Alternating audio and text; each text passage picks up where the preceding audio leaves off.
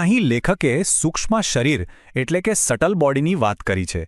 આપણને જે દેખાય છે એ ભૌતિક શરીર તો છે જ, પણ એની પાછળ એક એવું અદૃશ્ય આણ્વીય માળખું છે જે આપણી ખરી શક્તિઓનું કંટ્રોલ રૂમ છે.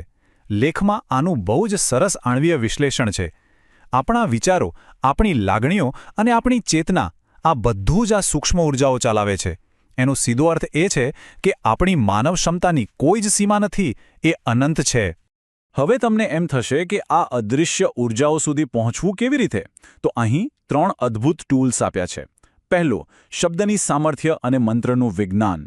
અમુક ચોક્કસ ધ્વનિ તરંગો મનોવૈજ્ઞાનિક સ્તર પર બહુ જ ઊંડી અસર કરે છે. બીજું છે ગંગાજળની મહાન મહિમા. અને ત્રીજું, સંગીત સત્તા.